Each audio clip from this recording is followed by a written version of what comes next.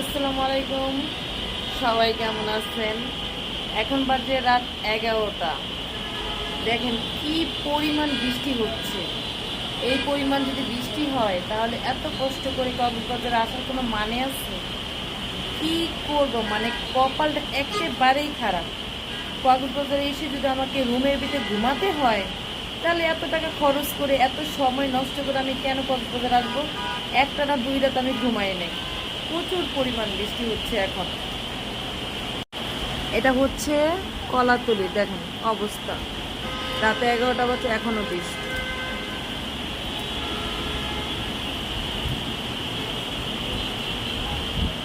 এত বৃষ্টি, মানে দিনে রাত্রে 24 ঘন্টা বৃষ্টি।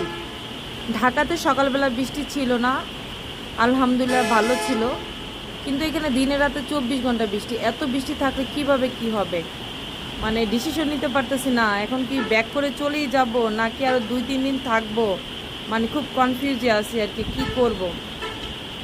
গলাটাও ভেঙে গেছে, সাগরের পাড়ে প্রচণ্ড মানে বৃষ্টির পানিতে ভিজে 1 ঘন্টার মতো। বাড়ি একটু খাবার কিনতে যাবো তাও ভিজা লাগে, একটা মার্কেট করব তাও ভিজা লাগে। কি যে একটা অবস্থা, এত বছর পরে 2022 সালে আসছিলাম, আর এত বছর পরে আসছি। 2022 সালে লাস্ট আসছিলাম আর এত বছর পরে আসছি। এখন যদি এরকম বৃষ্টি হয় আর ঘোরাঘুরি করতে না পারি, তাহলে আর কক্সবাজারে এসে লাভ কি? আর আসবোই না, চিন্তা করতেছি সামনের মাসে ইন্ডিয়াতে যাবো। কি পরিমাণ বৃষ্টি, ওই যেখান থেকে সমুদ্র দেখা যায়।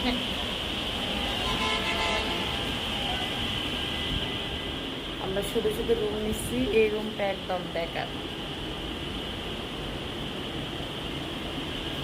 আর এই রুমে ছোট দুজন ঘুমাচ্ছে।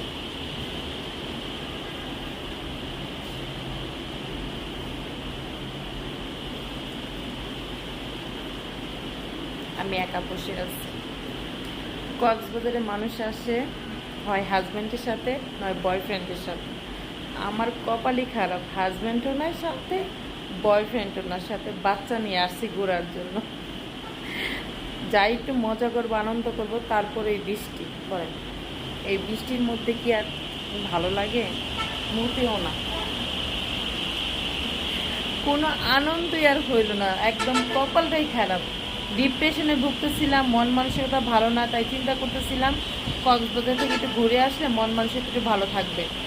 কিন্তু এসে দেখি এত বৃষ্টি, কিভাবে কি করি বলেন এখন? তাহলে আমার এইখানে এসে লাভটা হলো কি? এই টেনশন এখন